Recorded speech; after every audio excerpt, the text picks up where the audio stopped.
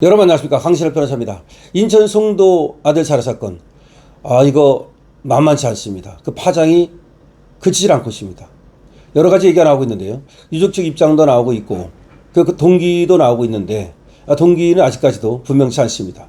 다만 이 아들 살해 총기범이 갖고 있었던 사제폭탄, 이거 어마어마한 위력을 갖고 있다고 나오고 있습니다. 심지어 장갑차도 날릴 만한 수준이다. 그러면 어떻게 개인이 말이죠, 이렇게 장갑차를 날릴 만한, 집 한 채는 폭파시킬 만한 그런 사제폭탄을 만들 수 있었는지 정말 걱정이 아닐 수 없습니다. 사제폭발물이라고 우습게 보면 안 된다. 장갑 차량도 날릴 만한 수준이다. 실제로 터졌으면 집 한 채가 고스란히 날아갔을 것이다.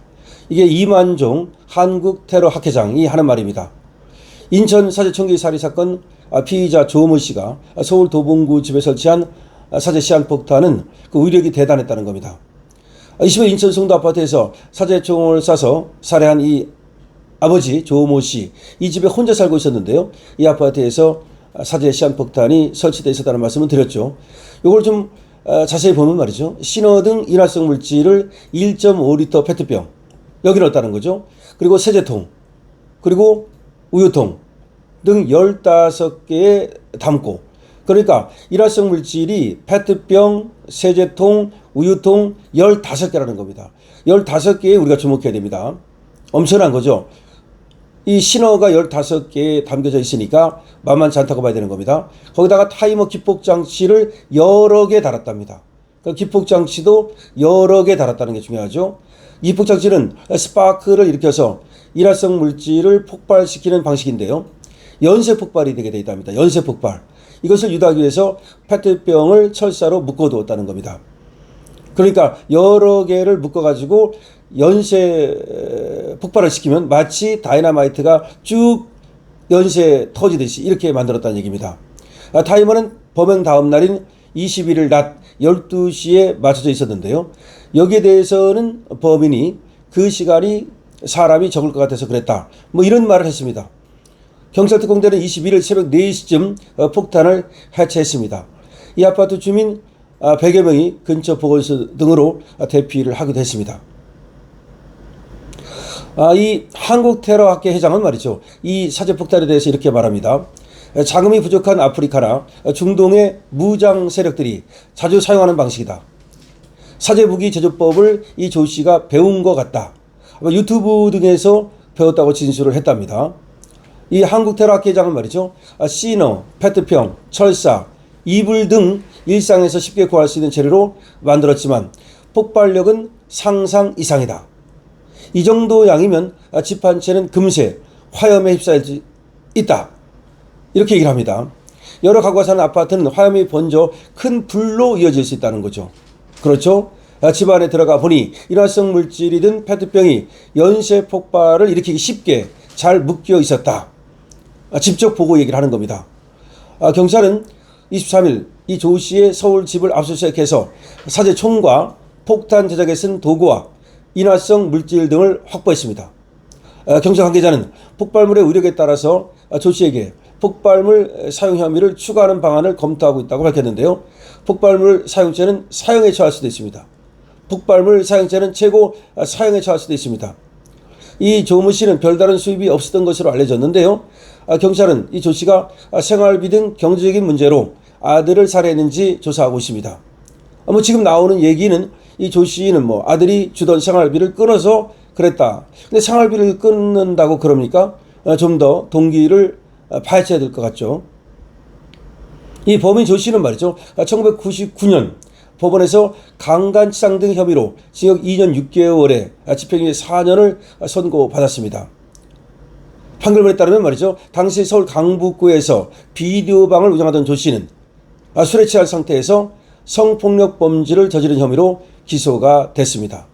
그 당시 이제 비디오방이라고 있었거든요. 근데 비디오방을 운영하다가 또 그 관련돼서 또 손님으로 보이죠, 성폭력 범죄를 저질렀다는 겁니다. 범행 당시 칼과 수갑을 갖고 있었습니다. 그 당시 말이죠. 판결 이후 조 씨와 그의 아내 김모 씨는 이혼했습니다. 이 조 씨는 아들을 살해한 이유에 대해서 아들이 아내와의 이혼을 내 잘못으로 뭐라 다툼이 찾았다고 진술했습니다. 그러니까 이 사람이 성폭력 범죄를 저질렀고 범행 당시 칼과 수갑을 갖고 있었답니다. 이 정도면 뭐 질 나쁜 거죠. 질 나쁜 거죠. 그렇다면 이 사람이 이제 전혀 뭐 전과가 없었느니 이런 말은 맞지 않고요. 아무래도 기질은 지금 보입니다. 그리고 이것 때문에 이 1년 후에 이혼을 한 것으로 되어 있습니다. 그런데 유족이 발표한 입장문에 따르면 이런 사실을 아들한테는 숨겼던 것으로 보이고요. 그래서 이혼했다는 것마저도 아들이 결혼할 때까지는 숨겼다는 겁니다. 그래서 이 엄마가 이 아들을 위해서 그랬던 것 같은데요. 아버지가 도봉구 쌍문동에 자신의 명의로 된 집에, 그러니까 이 엄마의 명의로 된 집에 계속 살 수 있도록 그렇게 배려를 했다는 거죠.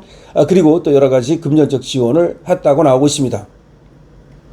그러니까 이 조모 씨는 직업이 없었던 것 같고 아마 이 전처와 아들의 도움으로 살아가고 있었던 중 어떤 갈등이 증폭되면서, 다만 유족들은 그렇게 말합니다. 어떤 가정 불화도 없었다. 다시 말하면 이 피해자에게는 전혀 잘못이 없다는 겁니다. 피해자는 말이죠, 이 아버지에게 굉장히 잘했던 것으로 보이고 당일날도 아버지의 생일을 맞이해서 생일 잔치를 해준 거죠. 더군다나 먼저 밥을 먹은 것으로 보여지고요. 그러다가 이제 케이크를 먹고 있다가 이 아버지 조 씨가 바깥에 좀 나갔다 오겠다, 뭐 편의점에 갔다 오겠다, 그런 식으로 말했다는 겁니다. 그러더니 주차장에 가서 총을 갖고 올라왔던 거죠. 그리고 끔찍한 것은 말이죠, 이 아들만 살해한 것이 아니라 그 다음에 지인을 겨냥했다는 겁니다. 근데 지인을 겨냥했으나 격발이 안 된 것으로 지금 나타나고 있고요.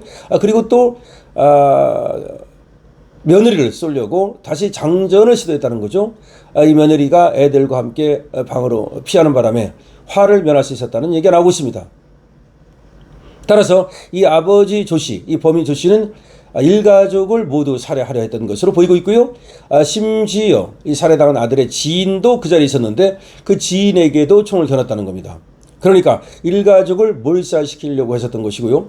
동시에 자신이 살던 집에 폭발물을 설치한 것은 이걸 터뜨려 가지고 그 집을 망가뜨리려 했던 것으로 보입니다. 그래서 나오는 얘기는 뭔가 보복범죄, 계획범죄, 그러니까 망가뜨리기 위한 범죄.